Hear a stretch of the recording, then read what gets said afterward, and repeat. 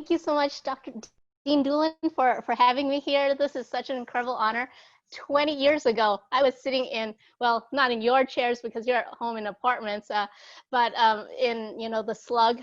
I don't think it's called the slug anymore, but I was sitting there in Strand Ag Hall with Kevin and Katie and all our classmates. And this is just so exciting to see fellow Beavers again. It's been a long time.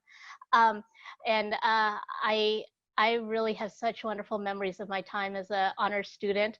Full disclosure, I did not graduate from the Honors College. I actually dropped out about a month before graduation to go work in the US Senate for Senator Tom Harkin through a program through OSU, and definitely life-changing. But so glad to get to talk about my experience. I really credit the amazing mentors and teachers that I had at OSU and the Honors College with my career and the journey that I've gotten to take. I'm gonna be honest, I did not plan a lot of what I do today. I thought I was gonna be a family practice doctor in Oregon somewhere, and I haven't been back to Oregon since I graduated from med school. So I feel very blessed with the journey I've had. So I'll just, I think, briefly talk about what I've done, and then I would love to hear from you guys what your interests are, what year you are, what you're studying, and ask me any questions. I'm just gonna very briefly touch on what I've done since I left OSU. So as Dean Doolin mentioned, I started out as a microbiology major, and was also part of the Honors College, and then I also added on a philosophy degree. I'm gonna be honest, out of all the classes I remember at OSU, my favorite classes, the ones I actually remember something from, it was the Shakespeare and Ashland classes that we took through the Honors College. And I think I did it like 3 times because I loved it that much. And I remember that so much more than whatever calculus class I took or whatever virology class. So that's my honest appraisal of my remembrance of OSU. So I did microbiology and philosophy. Microbiology because I love science and I always knew I wanted to become a doctor. And I thought I was going to become a family medicine doctor, and microbiology seemed a good fit. And I had finished most of my coursework a little bit early, so I had 2 years left, and I thought, what can I do that I would actually enjoy? I enjoyed the science part, but you want to do things that are also outside of science. And so I did philosophy, and I really think that my philosophy degree actually has been more helpful for me than my science degree in my work. It's important to know the basics in medicine or in healthcare or in whatever field you go into, but with the philosophy work and the Honors College work, it really taught a lot about critical thinking, about how to really cut down to the heart of a matter and be able to quickly and concisely seize on what's the important part and to be able to communicate that. And that is, I think, one of the biggest skills that I gained there.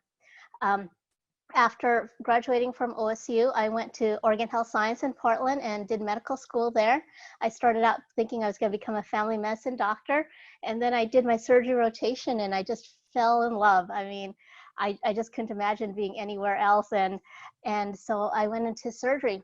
But between med school and college, right the month before graduation, I went through a program through Oregon State University and through the Kaiser Family Foundation, and spent several months in DC working for Senator Tom Harkin. And that was one of the life-changing experiences that I had. We got to work on legislation like the Breast and Cervical Cancer Treatment Act, which was a bill that there was already legislation that provided for coverage for women to get diagnosed with breast and cervical cancer, low-income women.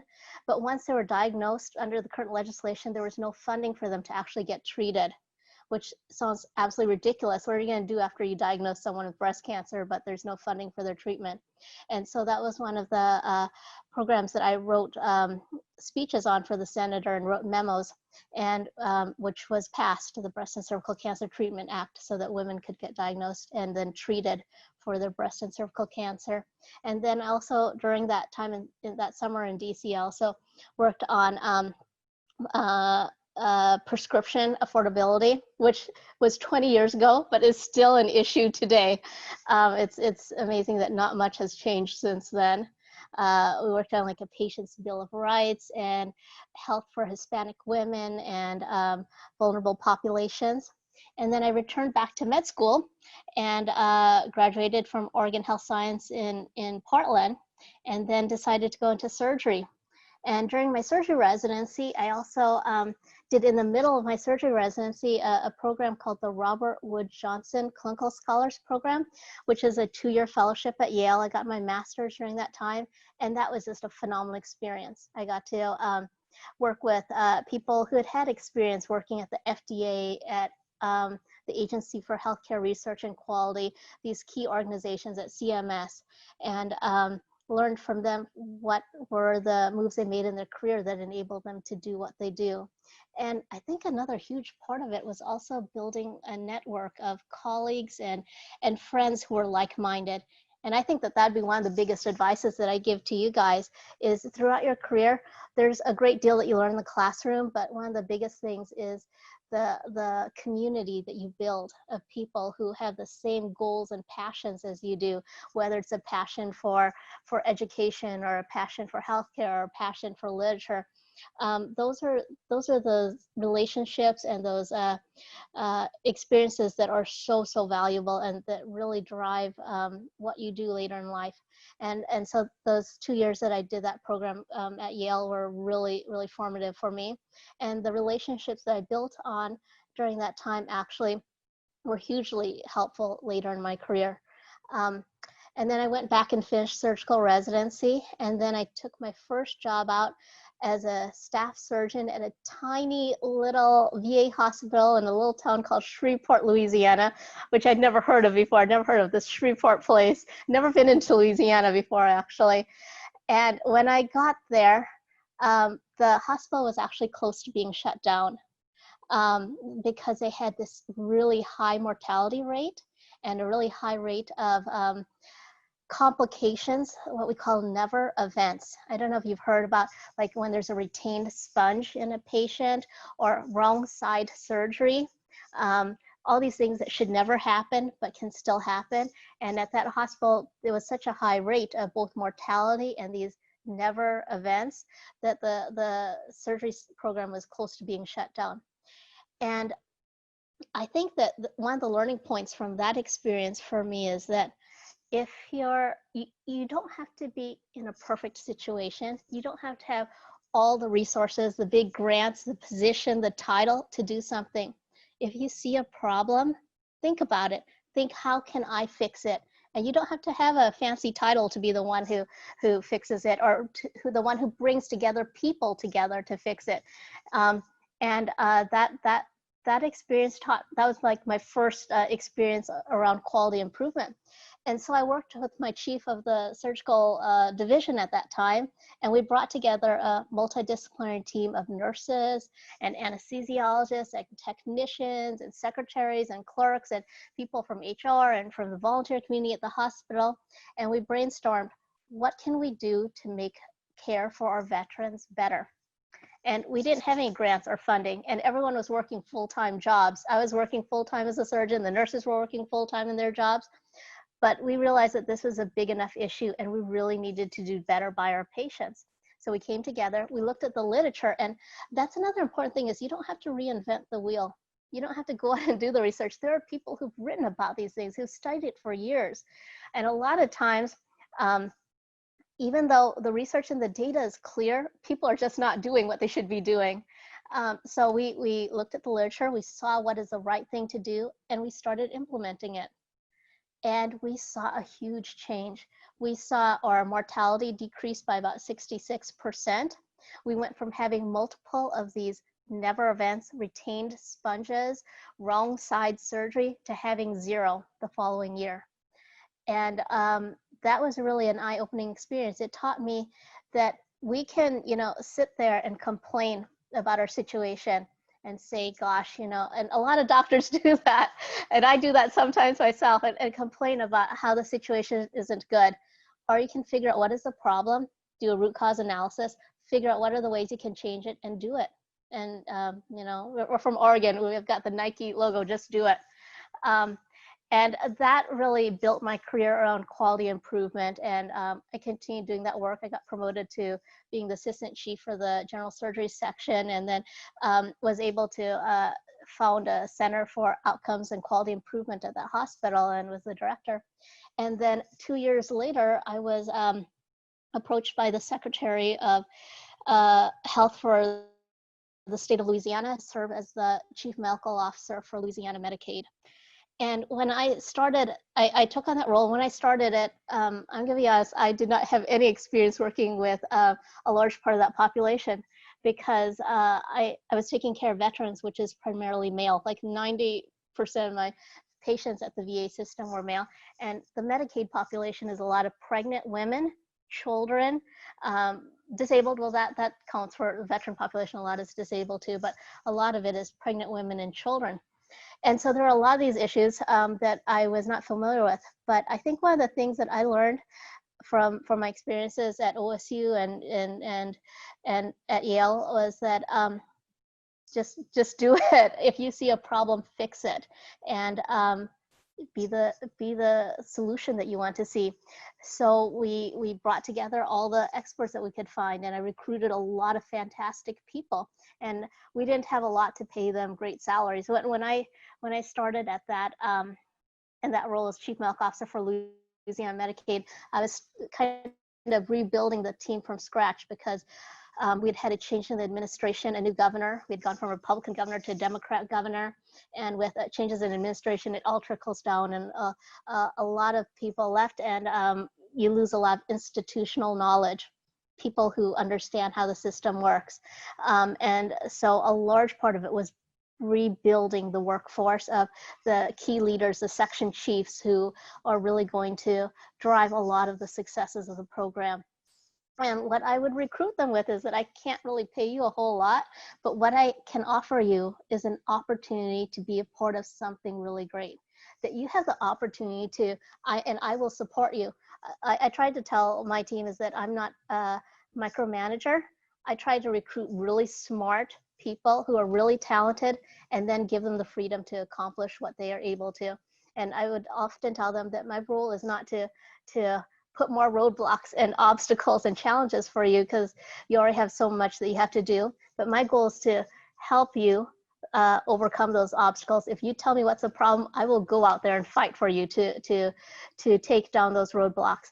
And I can say we were able to recruit a really amazing team. We were able to steal some talented people from HHS in DC, and from New Orleans, which is kind of the hub for a lot of our talent in Louisiana, to come and move to the capital at Baton Rouge, and to join as my section chiefs for quality and over the cover services and benefits. And I think that what I learned from that is that when you're trying to change things and create a policy change, or create some significant change, you don't have to do it all yourself. Rely on the other people. There are a lot of really smart people, and your job should be try to bring together smart people who are better than you, and do what you can to support their work so that they can be successful. And so when I started in that role as Chief Medical Officer for Louisiana Medicaid, one of the first challenges that I had was the Zika epidemic. This was in 2016, and the southern states along the Gulf Coast were really particularly hit hard with Zika. And I thought that one of the great things working at the state level is you had a lot of agility to do things really fast. And the thing with Medicaid is that we didn't oftentimes have to wait for the governor or legislators to approve things. We could simply do it, because we had our own set of rules that we could implement. So we were actually the first state in the country to implement a program to prevent Zika transmission in pregnant women in the Medicaid population. And during my time there, we had 0 local transmission. So I'm very proud of that. And then after that, one of the next big challenges that I got tasked with was tackling the opioid epidemic.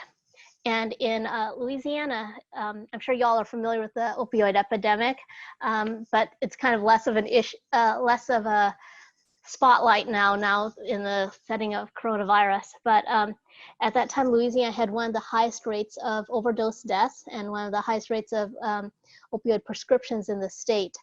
And Kevin, keep track for me. If I go over the time, let me know, and I'll start wrapping things up and getting it shorter. But we at the time actually had more opioid prescriptions per capita than people, and that's including like babies and children. So when we looked at all the people in the state of Louisiana, we actually had more prescriptions than people, including babies and children. And we're a southern state and a mostly conservative state. And I've realized as we're starting to try to tackle this, that the biggest opposition that I had was actually coming from doctors.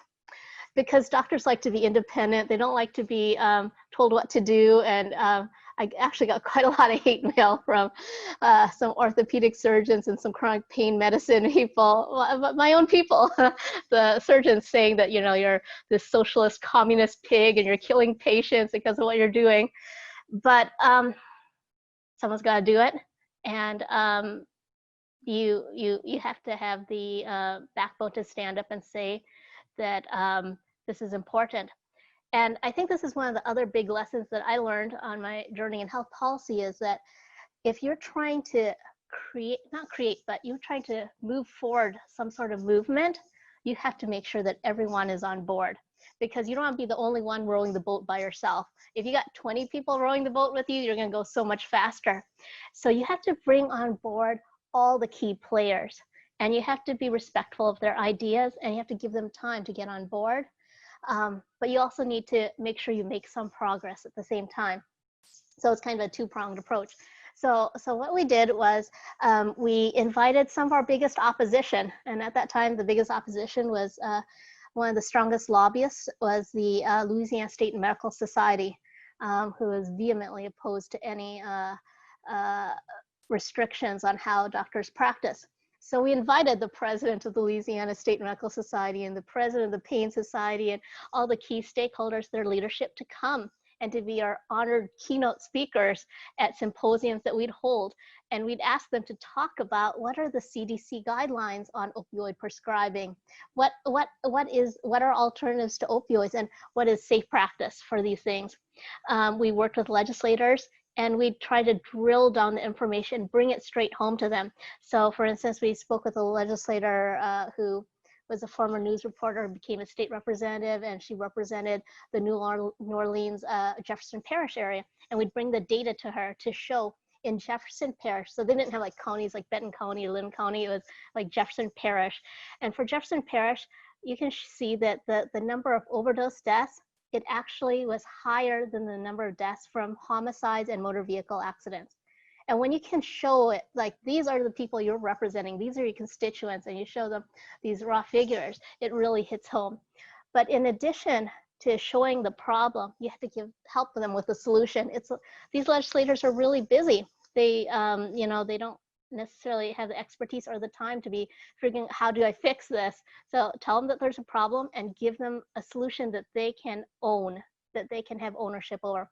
So we would bring really short one-pagers on here's how this impacts your constituents, your parish, and these are things that you can do. You can support legislation that limits opioid prescribing, that forces providers to check there's a prescription monitoring database that puts funding towards efforts to increase awareness around this. And they can take those ideas and they can make it their own, and they can say, like, this is my bill, this is my legislation, and I'm happy for any of them to take the credit as long as they're all working towards that same solution. And we worked with the community, we worked with providers, we did lunch and learns and webinars, and we created websites that had resources so that doctors and pharmacists and patients could go on and download resources for them to print and put up in their office about what are good opioid prescribing habits and how to prevent overdose deaths. And then we did the things that we didn't have to bring people on board to do. So Medicaid is a payer, meaning that we pay for care that patients get. And so that was where our locus of control is. And you always ask yourself, what do I actually have the power to control? And that's where our power was. So I implemented limits on what we would pay for. I simply said, we're not going to pay for opioid prescriptions more than 7 days for acute pain. Like if you have a surgery or you know, have like a hip replacement or some acute pain issue, the CDC recommends only 7 days and no more. And if you want more, fine, but we're not going to pay for it. And most people are not going to do things that they have to pay out of pocket for. And then we implemented also for chronic pain. The CDC has very clear guidelines on how you prescribe for chronic pain, because it makes 0 sense to keep giving people pain pills if their pain is not getting better. So we implemented those guidelines, and then we also implemented a statewide naloxone standing order. And what that means is naloxone is this medication that helps it binds on opioid receptors, which sort of reverses the effects of an overdose. It doesn't necessarily fix a problem. It certainly does not fix an addiction, but if someone is overdosing, it helps you buy time so you can call the 911, get them to the hospital, and it can help save a life. It's really an important part of that. And it traditionally has needed to be a prescription that patients get from their doctor. But we made it so that anyone could go to Walgreens or CVS or any of their local pharmacy and get some naloxone. So whether it's a school teacher or a bus driver or a coach or a church clergy person, you could always have it available, so that if you encounter someone, like a teacher encounters a student who's overdosed, or a bus driver encounters a passenger who's overdosed, they can administer the naloxone and save their life. And so we made that available so that you don't have to go and get a prescription for it, but you can just go and get it from CVS or Walgreens or anywhere. And so a year later, after doing all this, we were able to reduce our opioid prescriptions by 40%. And so I think that was definitely a win for our state that has traditionally had done poorly in health markers. And let me know, Kevin, if I'm running out of time, but I could start talking about the work I did in DC with the VA, or I could just open up for questions. What would you like? Or I'd love to hear about what you guys are interested in. Yeah, let's maybe let's shift a little to questions. So okay, give you some more guidance. Does anybody have a question?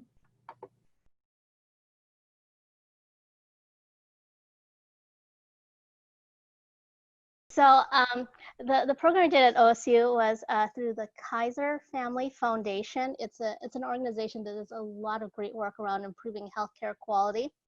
And I got an email while I was an OSU student about this program that college students could go and spend a summer working in Washington, D.C. And I thought, this is really cool. I'll apply.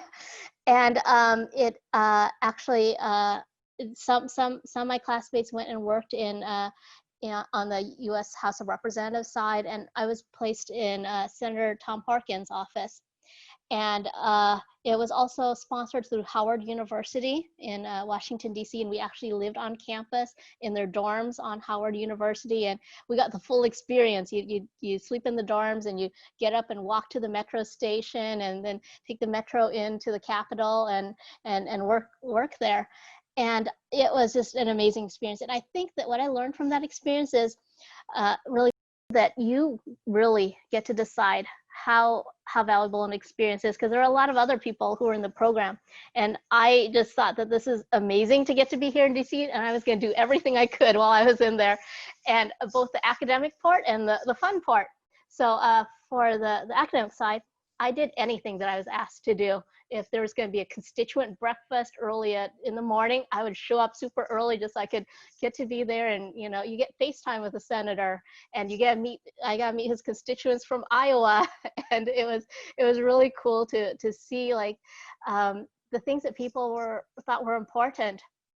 And a lot of there's nothing glamorous about these like internship type of fellowship type things, because you are oftentimes doing scut work.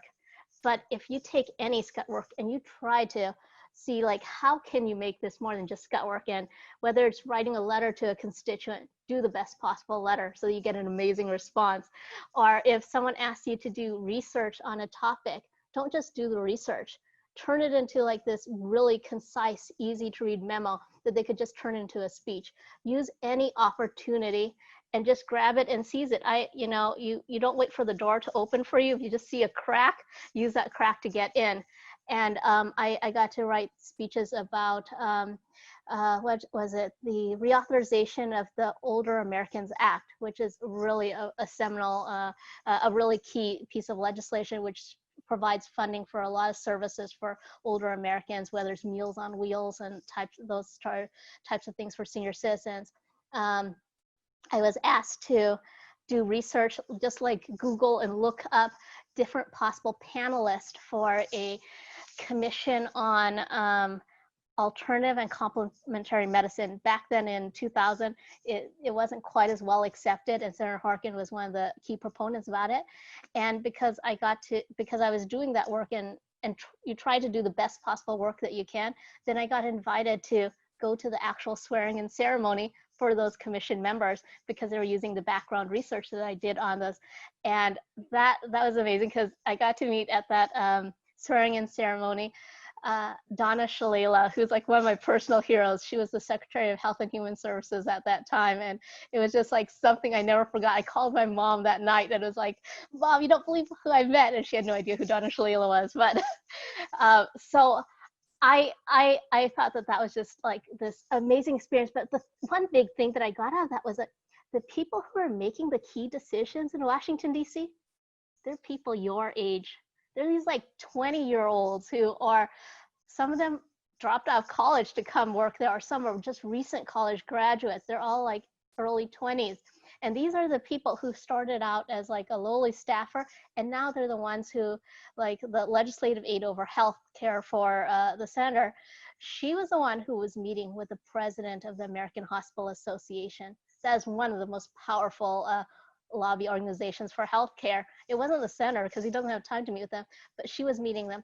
And I got to see from the perspective of the legislative side, of the senator side, of how do they receive, the request, because there's always people coming in the doors, whether it's the oil lobby or the whatever lobby.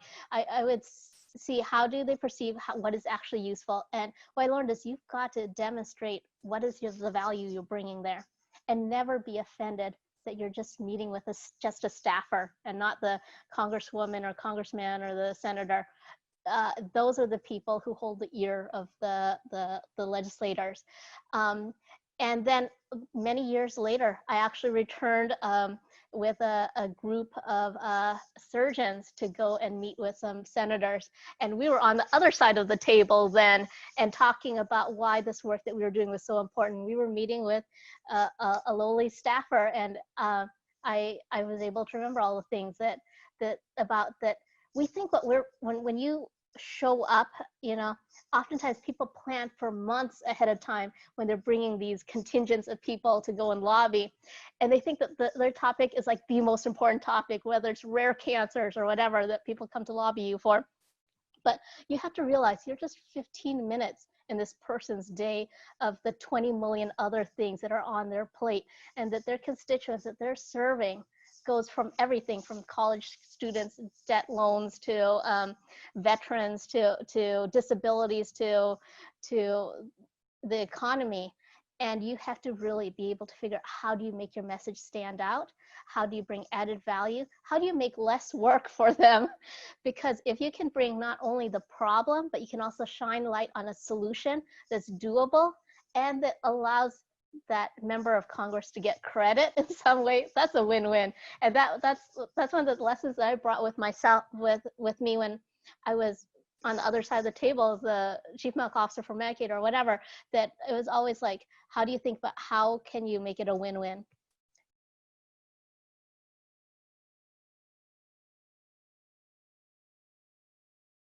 The one piece of advice I would give myself, I would never in a million years dream I would say this. I would say enjoy yourself.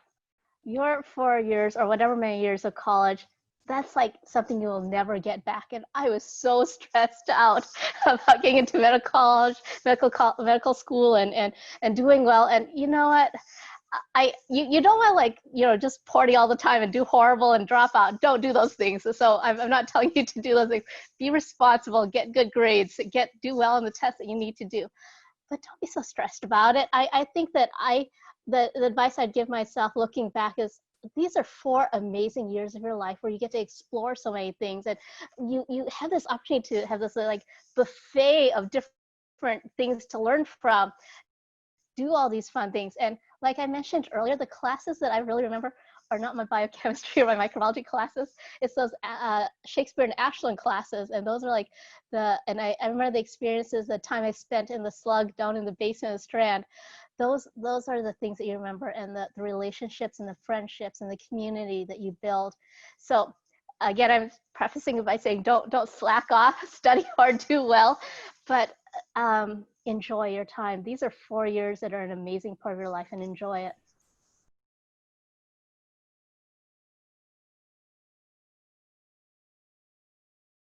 Honestly, I never planned or dreamed any of this. When I left at the end of college to go and work in DC, I thought, this is amazing, but how am I going to fit this and make this work with medicine? I had no idea how that would work. But actually, I think what I would say is, find what you're passionate about and just do it, and it will work out. And I am such a type A excessive control freak, OCD person, that I would never have said that 20 years ago, but it's really true. Find what you're passionate about it, and then you will excel at it, and it works out. And take any opportunity. It doesn't matter how small an opportunity is. There's nothing that I would like turn down. If there was an opportunity, I did it. And people would often teach me about, learn how to say no. But I think that's something you say like when you're really established in your career, and when you're still building your career, I would say yes to anything. And those were a lot of the opportunities that grew into what I do now. Like when I started at that small, tiny hospital in Shreveport, Louisiana, if I said, no, that's not my job, I'm a full-time surgeon, I don't have time to do this, then I don't see any way how I would have led to, doing this work, whether as CMO for Medicaid or as a deputy undersecretary. All these things stemmed because of the successes that we had early on. So I think grab any opportunity, seize it, and do the things that you're passionate about. I remember when I was at OSU, there was this organization. It was like a volunteer organization around voter education. And even though that had nothing to do with healthcare, I thought that was really cool and really important. And so I volunteered. And I think what I did, I had 0 computer skills, but they needed someone to make a website around like voting, around like legislation around HIV or something. That was like their big topic. So even though I had 0 computer skills, I didn't know how to make a website, I at least can look up the information. I draft what it should look like, and then someone else with a smart computer skills could make it. And those were the kind of things that I would do. And then I think it was called Project Vote Smart. That was what it was called back then. I don't know what it's called now. But those kind of things, they build, and you learn from them, and you learn about, later on when I was a CMO for Medicaid, I was creating websites like these that were, well, I wasn't creating the website myself because I have 0 computer skills, but that's what we were doing around the opioid crisis, about educating people around opioid and responsible prescribing and for patients. So all these experiences, no matter how small, nothing goes to waste. Grab any opportunity, excel at it, be passionate about what you do, and do only the things that you're passionate.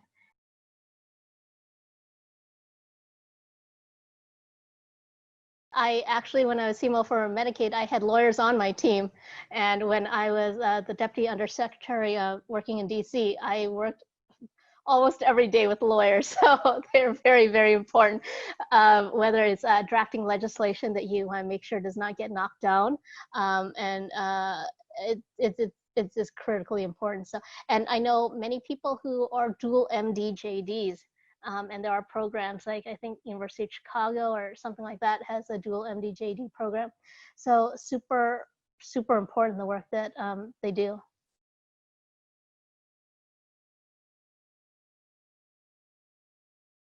In terms of picking good teams, for me, I think the biggest quality is not like how prestigious their resume is or where they graduated from or what fancy degree they had. It's what are they going to accomplish? And I wanted people who had that can-do attitude, who are not going to come back to me and say, sorry, that's not my job, or to say, it's never been done before, so it can't be done, or that that's not the way we do it. And I get a lot of those answers a lot of time, unfortunately. But there are people who instead say, it's never been done before, but we're going to figure out a way to do it. Or people who say, I've never done that before, but I will learn and I will figure it out and I will do it, instead of saying it's not my job. And those kind of people, it doesn't matter what their title is, they will rise to the top. They will be very successful. And those were the ones that I would make sure I would latch on and keep them and not let anyone steal them from me, because they are worth their weight in gold. I had one young woman, Kalinda, who I don't even know what her background in terms of her educational background was, but there was nothing that I tasked her with that she would not figure out a way. And if she didn't know how to do it, she'd find someone who knew how to do it, and she'd figure out a way to get it done. And I think that is the most important skill, is that can-do attitude, and that belief that you don't stick with the way it's always been done. If you see a problem and you keep doing the same thing over and over again because that's the way it's done, that's like the definition of insanity. That's what Einstein said, is that the definition of insanity is doing the same thing over and over again and expecting a different result. And a lot of times in government, civil service, a lot of people are of the thought process that that's just not the way we do it. And that's why you stay in those ruts and you have the same problem perpetuated for 20 years over and over again. And so you can have people in roles for 20 years and very little actually changes over their trajectory, or you can have someone be in that role for a year and see a huge difference. And it's because they're willing to look outside the box and figure out a way. There's never a problem that there isn't a solution for. It's just changing your attitude. So I think that is a huge sellability trait to have when you're looking for a job, to project yourself and be that person who says, I don't know, but I will figure it out. Or I've never done it before, but I will figure out smart people and learn from them. And that is a phenomenal trait.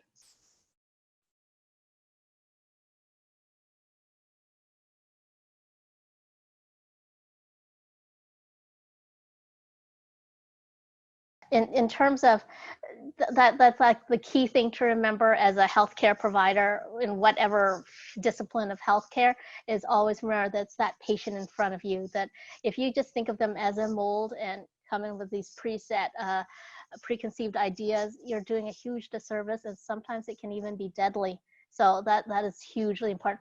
I think the thing I'd always keep in the back of my mind is, like, I'd always ask, like, if this was my mom, how would I want someone to take care of her? If this was, and you can substitute that for your child or your sibling or your spouse or whatever. Always think, like, this is someone's child. Every single person on this planet is someone's child. And how would you want that person treated if it was your child? And when you think of it that way, then it really changes the paradigm, because you would never want someone to think of your child as just another number or just another, widget in the big grand system. And I totally understand that about being short on time. I think a lot of it is preparation. Like if you're in a busy clinic and you're seeing a whole bunch of patients, reading about them ahead of time, it helps you distill down, like, what are the key things and why they're here. And oftentimes when you get into the room, it's a whole different reason that they're there. It's different from what the original consult question is. But always keeping that in mind. That's the heart of the matters. This is someone's child, and if it was yours, how would you want them treated?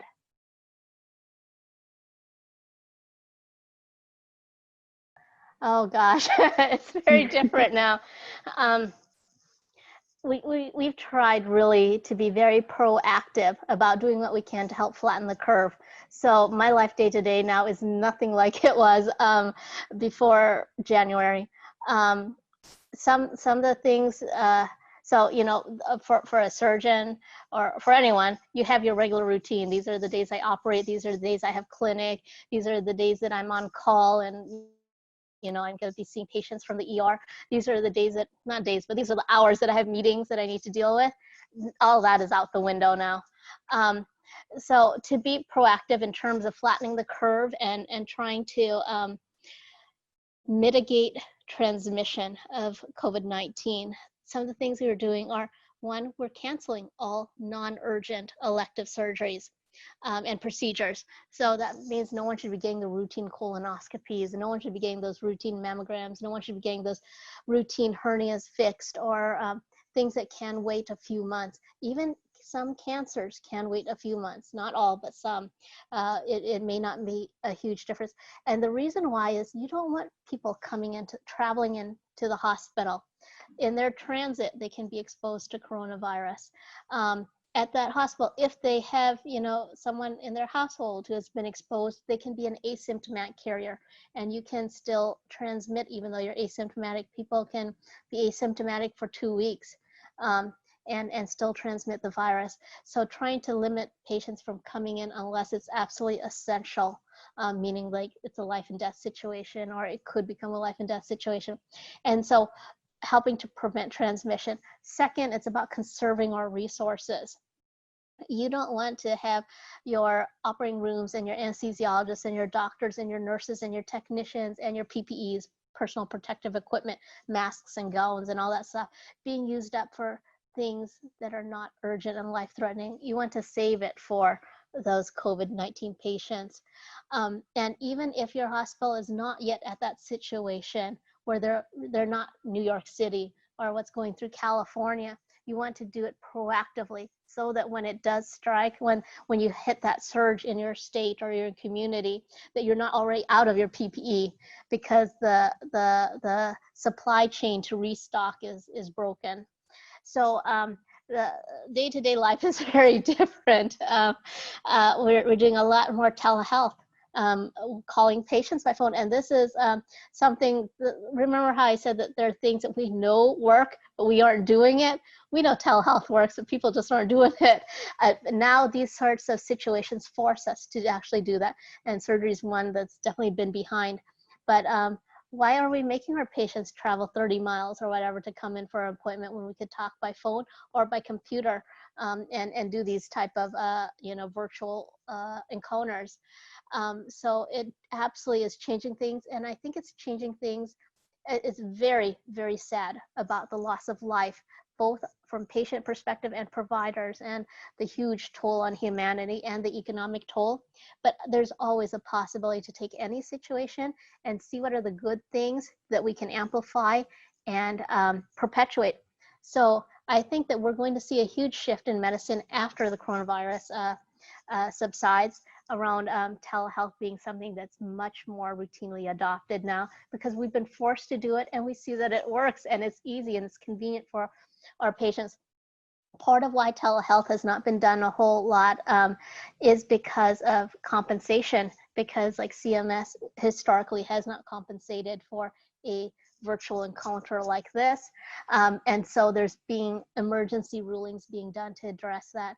So I think that it is horrific what is going on right now, but every opportunity, every crisis is an opportunity to see what can you amplify and make better that is good.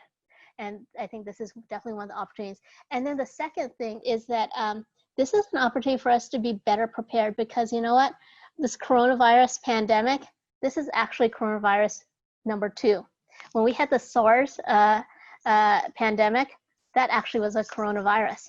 And as I'm sure you've read in the news and in the literature, after SARS, there was a lot of work around creating a virus for coronaviruses and being prepared, but the funding dried up.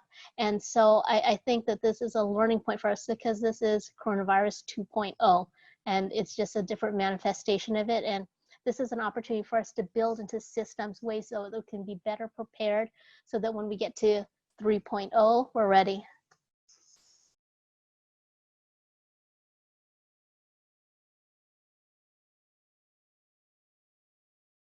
So a lot of my colleagues did their MPHs during medical school, and they just extended their medical school by a year or two or whatever.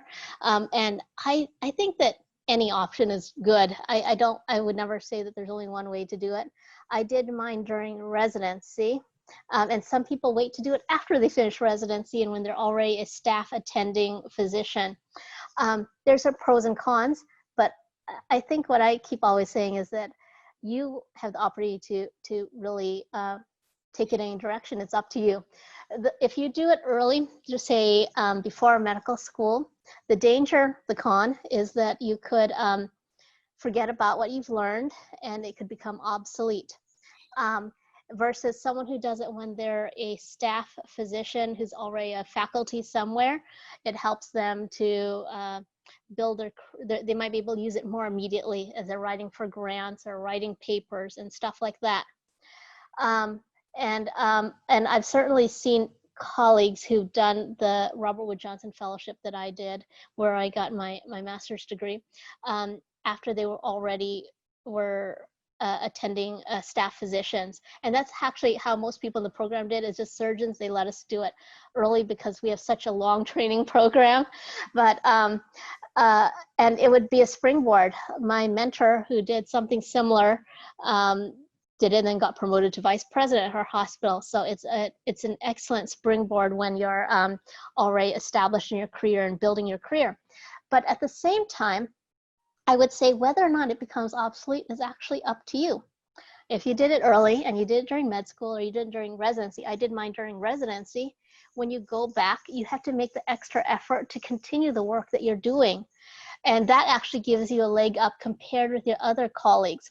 So I did it right in the middle of residency, so between my second and third year of surgical residency.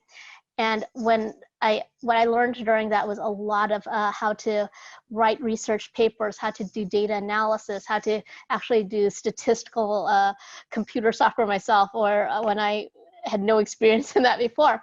And I was determined that this experience was not going to get wasted. I had seen other people who had done the same program, and they went back to residency, and then they forgot about it, and it really was not a large part of their career. And what I did was I continued writing papers, and I continued doing work around healthcare advocacy even during residency. And that is tough because your time is very limited, certainly during surgical residency, but it's tough during any medical type residency. But I made it a priority, and I wrote nearly 50 papers when I was a resident because I was like committed to doing this. I didn't sleep a whole lot, but it got done.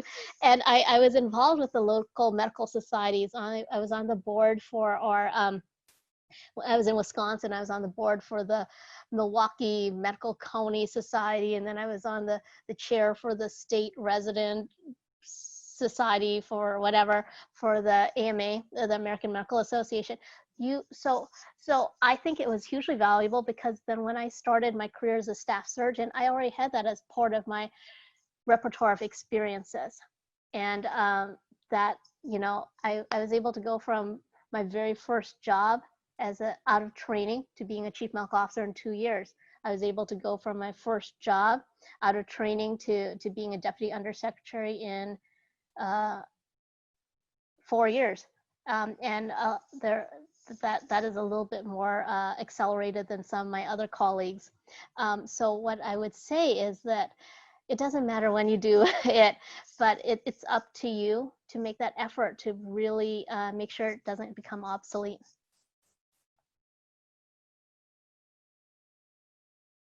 Absolutely, and I'm going to make this a standing offer to any of the Honors College students. I actually work with some college students that I mentor remotely. I have one young lady who's an undergrad at Brown in Rhode Island. I have, when I was in Louisiana, I had residents over, medical students and college students over at Baylor. So I will be happy to mentor, to advise, to give suggestions, to talk, to chat with any honors college student, because I credit so much of any success I've had to my experiences as through the honors college program. Kevin's got my email, and I leave a standing offer to any honors college student that you all can use me as a resource in any capacity, whether it's just to give questions or give share my experience, or if you want to work on a research project with me or write a paper, I love having students be involved. So standing offer, happy to help.